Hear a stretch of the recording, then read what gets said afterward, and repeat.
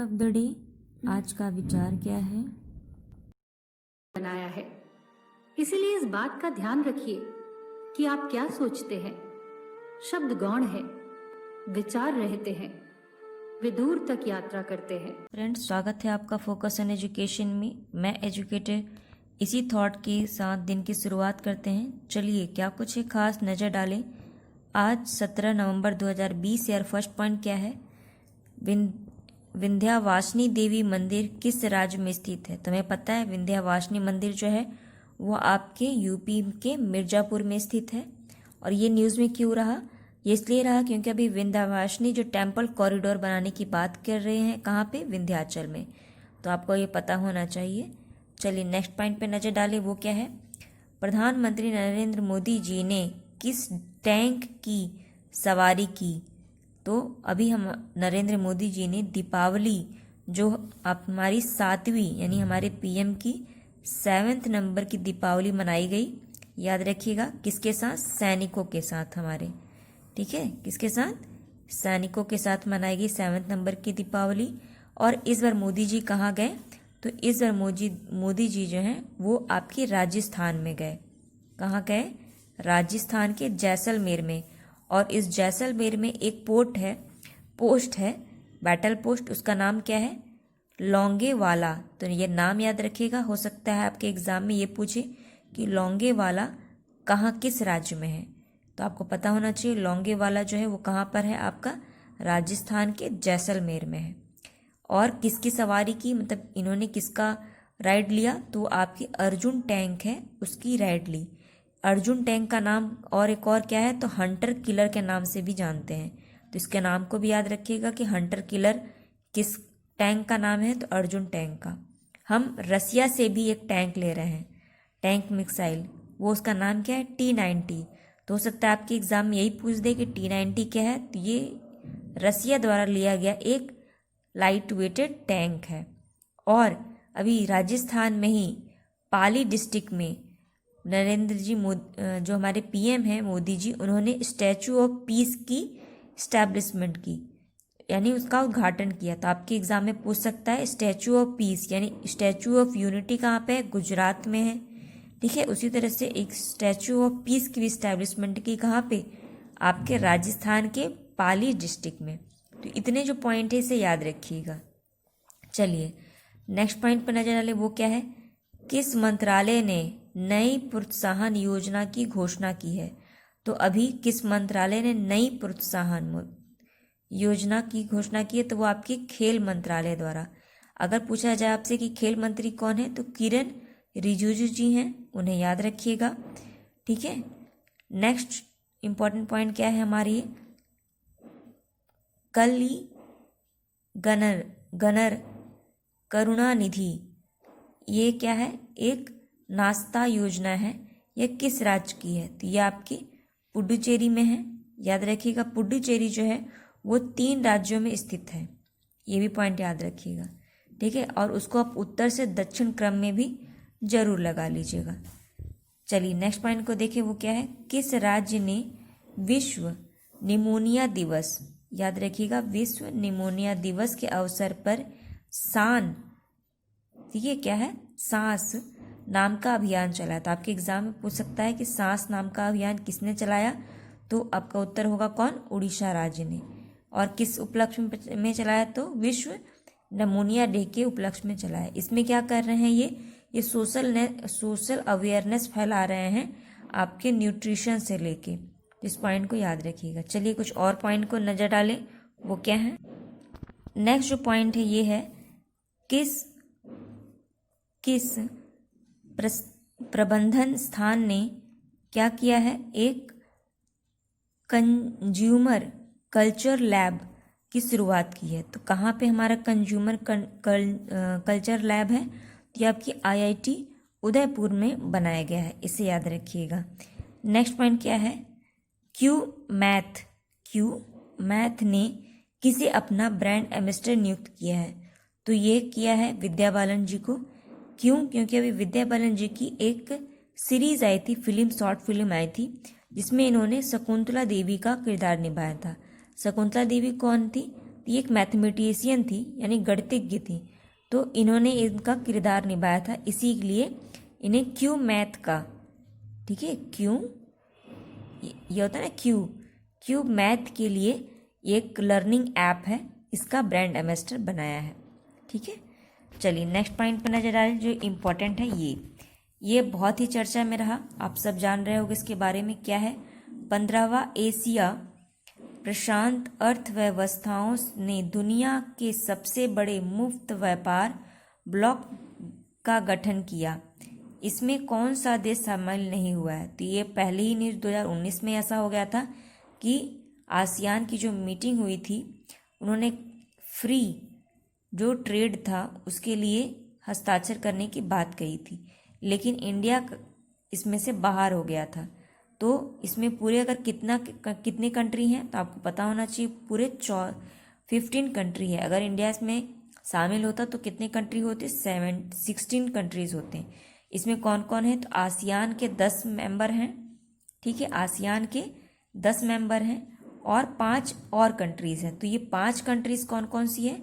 ये 5 कंट्री हैं आपकी चाइना, ऑस्ट्रेलिया, न्यूजीलैंड, जापान और साउथ कोरिया। ये पॉइंट याद रखिएगा। इन 5 और इन 10 को मिला के कितने हो गए? पूरे 15। ठीक है, इसी में आसियान की जब मीटिंग हुई तो इसी में RCEP आपको एक वर्ड मिला, जिससे का फुल फॉर्म क्या है? Regional comprehensive economic partnership. इसी के अंतर्गत जो ये 15 कंट्रीज़ हैं वो मुफ्त व्यापार करेंगे।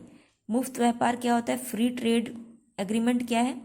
इसमें क्या होता है, मान के चलिए ये A कंट्री है और ये B कंट्री है आपकी, ठीक है। अगर हमें इस कंट्री को का सामान B कंट्री में अगर भेजना है तो ये जब भेजेगी तो कुछ तो इसका टैक्स लगाएगी, लेकिन B जो कंट्री है ये अपने यहाँ के रोजगार को बचाने के लिए इस पर कुछ टैक्स लगाती है, ये भी कंट्री, कि ये ऐसे इनका माल क्या होगा? महंगा हो जाएगा। यहाँ पे आएंगी तो अगर महंगा हो जाएगा तो भाई ऑफकोर्स यहाँ की जो लोकल वस्तु है उसी को खरीदेंगे लोग। तो यही, और फ्री व्यापार है, यानी आपका फ्री ट्रेड एग्रीमेंट है, उसमें क्या किया जाता है कि ये जो टैक्स लगाया जा रहा है इसके ऊपर, इस वस्तु पर B के द्वारा इसको लगाया नहीं जाता, ठीक है, इसको नहीं लगाया जाता। और अगर इसको नहीं लगाएंगे तो ये फ्री ट्रेड एग्रीमेंट कहलाता है। तो इंडिया ने कहा कि भाई हमें आत्मनिर्भर भारत बनाना है और हमारे लोकल को फोकस करना है, ठीक है, लोकल्स कंपनी को। तो इसीलिए उन्होंने इस पर हस्ताक्षर नहीं किया। और अगर पूछा जाए कौन सा नंबर का संस्करण था जो कि ये बात कह रहा था, तो ये था जो 19 में हुआ था, 37 नंबर का, उसे हम देखते हैं। चलिए कुछ इसके कंट्रीज कौन कौन से हैं आसियान के, और क्या है इंपॉर्टेंट आसियान का, उसको भी देख लें। चलिए आसियान कंट्री को देखते हैं। आसियान कंट्री का अगर हेडक्वार्टर पूछा जाए तो कहाँ है? इंडोनेशिया, जकार्ता में है। अगर इसकी स्थापना देखिए तो 8 अगस्त 1967 में हुई थी। कहाँ पर? मलेशिया में। ये ध्यान दीजिएगा, स्थापना मलेशिया में की गई थी लेकिन हेडक्वार्टर आपकी इंडोनेशिया में है। इसके सदस्य कौन कौन से? Indonesia, Thailand, Singapore, Malaysia, Philippines, Vietnam, Brunei, Cambodia, Myanmar और लाओस। आसियान जो है वो इंडिया के साथ भी मीटिंग करता है। तो इंडिया के साथ जो मीटिंग हुई थी उसका 17वां मीटिंग था, ठीक है, 17th नंबर की मीटिंग थी, वर्चुअली की गई और भारत ने आसियान कंट्रीज को $1 मिलियन दिया है। नेक्स्ट पॉइंट को नजर डालें, वो क्या है? ये है आपका CREWI-1 यानी CREW-1 के नाम से अंतरिक्ष मिशन किस अंतरिक्ष एजेंसी द्वारा शुरू किया जा रहा है? तो ये नासा के द्वारा शुरू किया जा रहा है। हम जानते हैं इस तरीके से इसे इंडिया का क्या है? स्पेस एजेंसी इसरो है। उसी तरह आपका चाइना का भी है और रशिया का भी है रॉसकॉस्मस, जापान का है जास्का, ठीक है, कनाडा का भी है, ठीक, जैसे आपका ये नासा किसका है? USA का है, ठीक है, इसी तरह यूरोपियन एजेंसी इसका है। तो अभी इससे पहले, ठीक है, क्रू मिशन क्या है? इसमें इंसानों की एक कॉमर्शियल फ्लाइट है, ठीक है, जो कि क्या ले गई है, कुछ इंसानों को लेके गई है। 4 ये इंसान है, ये देखिए जो 4 मेंबर्स है ना, इनका नाम वॉकर, हॉपकिंस, ग्लोवर और नाउ जी, ठीक, इतने लोगों को ये अपने साथ लेकर गई है अंतरिक्ष में। कहाँ पे? Space international space agency space centre जो है वहाँ पे छोड़ेगी और वहाँ से कुछ मेंबर को वापस धरती पर ले आएगी। वो वहाँ पे क्या करते हैं, जितनी भी ऑब्जर्वेशन होती है, जो भी चीज़ें होती हैं वहाँ वो देखते हैं, ऑब्जर्व करते हैं। चलिए और नेक्स्ट देखें, क्या इससे पहले नासा और रसिया मिलके इनकी एक रसिया की एक 2020 में हमने सुना था एक्सपेडिशन 64। एक्सपेडिशन 64 क्या है? ये एक इनका इस तरह से क्रू 1 है ना, उसी तरीके से ये रसिया का है, पर ये जो है क्रू 1 ये नासा का है। ठीक है, तो नासा और रशिया मिलकर एक एक्सपेडिशन 64 लगाए, उड़ाए और इसमें 3 व्यक्तियों को भेजें, 3 लोगों को इस इंटरनेशनल स्पेस सेंटर पे भेजें। और कब? अप्रैल 2020 में। अभी नासा ने इन 4 व्यक्तियों को भेजा है नासा पे, वहाँ पे, और वहाँ पे ये इन सबको छोड़ेगा और 3 को लेकर आएगा। और ये जो क्रू फर्स्ट है वो किसका है? तो ये स्पेस एक्स का है। एलन मस्क की कंपनी है स्पेस एक्स, तो उन्हीं का है। इनका ये कंपनी है, इनका एक रॉकेट लॉन्चर है, उसका नाम क्या है? फॉल्कन 9। ठीक है, फॉल्कन 9 ये रॉकेट है, इसी से ये सब जाएंगे अंतरिक्ष में। और ये कहाँ से प्रक्षेपित किया जाएगा? तो आपके कैनेडियन स्पेस सेंटर से इन्हें उड़ाया जाएगा। तो ये पॉइंट याद रखिएगा। ठीक है, चलिए नेक्स्ट पॉइंट पर नजर डालें। वो क्या है? ये है आपका किथम झील किस राज्य या केंद्र शासित प्रदेश में है? तो किथम झील कहाँ पे है? यूपी में है, याद रखिएगा। ये क्यों न्यूज़ में रहा? जो किथम झील है इसे हम सुर सरोवर झील के नाम से भी जानते हैं, और ये कहाँ पे है? ये आगरा में है। ये क्यों न्यूज़ में रहा? क्योंकि किथम झील और जो लुनार झील है ये कहाँ पे है? ये आपके महाराष्ट्र में है। कहाँ पे? महाराष्ट्र में है लोनार झील। तो लुनार झील, ठीक है, और आपका किथम झील जो है इसको रामसर साइट में घोषित किया गया कि ये भी रामसर साइट होंगे। रामसर साइट क्या है? ये एक वेटलैंड, जो पूरे वर्ल्ड में वेटलैंड्स होते हैं ना, उनको ये नामित करता है और उनको उनके जो संरक्षण करने का काम होता है, उनके प्रोटेक्शन का काम होता है। अगर इसकी लिस्ट में आ जाएंगे तो इस तरीके से किया जाता है। तो अभी किथम झील और यूपी का जो कि आगरा में है, और लोनार झील जो कि महाराष्ट्र में, इस 2 को रामसर साइट में किया गया। रामसर जगह है वो कहाँ पे है? वो ईरान में है। इसकी मीटिंग हुई थी, तब से इसका नाम क्या है? आपका रामसर साइट। नेक्स्ट क्या है? फर्स्ट तुर्कीज ग्रैंड प्रिक्स 2020 किसने जीता? तो ये लुइस हैमिल्टन ने जीता है। वर्ल्ड लाइन फैक्ट है, से याद रखिएगा। नेक्स्ट पॉइंट जो है ये क्या है? 8वीं BRICS science technology and innovation ministerial meeting की अध्यक्षता भारत की तरफ से किसने की है? तो भारत की तरफ से किसने किया है? ये किया है डॉक्टर हर्षवर्धन ने किया है। इस पॉइंट को याद रखिएगा। अभी जो ब्रिक्स की है तो 8वीं है। 8वीं कौन सी? ब्रिक्स की साइंस टेक्नोलॉजी की है। अगर सिर्फ पूछेगा आपसे ब्रिक्स के बारे में, तो ब्रिक्स की कौन सी थी मीटिंग चल रही है अभी? तो 12वें नंबर की मीटिंग चल रही है। कहाँ पे? रसिया में। ये याद रखिएगा।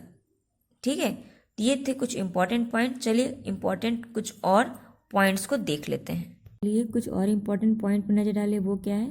World first tram library for children launch in West Bengal. मतलब जो ट्राम क्या होता है? ट्राम एक तरह की छोटी सी बस होती है जो कि मूविंग करती है। ये कोलकाता में बहुत ज़्यादा चलती है, यानी वेस्ट बंगाल में। तो ये पहली ऐसी लाइब्रेरी बन गई पूरे विश्व की जिसमें कि बच्चों के लिए लाइब्रेरी लॉन्च की गई, यानी चलती फिरती लाइब्रेरी कह सकते हो। चलिए कुछ इंपॉर्टेंट डेज पर नज़र डालें। आपका ये है नेशनल प्रेस डे। ठीक है, राष्ट्रीय प्रेस डे दिवस कब मनाते हैं? तो 16 को मनाते हैं। ठीक है, और 16 नवंबर को क्यों मनाते हैं? क्योंकि 1956 में फर्स्ट प्रेस कमीशन की बैठक हुई थी। ठीक है, यानी इसको गठित किया गया था, इसलिए इस दिन मनाते हैं। इस पॉइंट को याद रखिएगा। नेक्स्ट इंपॉर्टेंट डे है क्या? International day of tolerance day. ठीक है, ये कब मनाया जाता है? ये भी आपकी 16 नवंबर को मनाई जाती है। इस बार की इसकी ऑब्जर्वेशन थीम क्या रही? तो थीम नहीं थी इस बार, लेकिन हाँ ये इम्पॉर्टेंट है।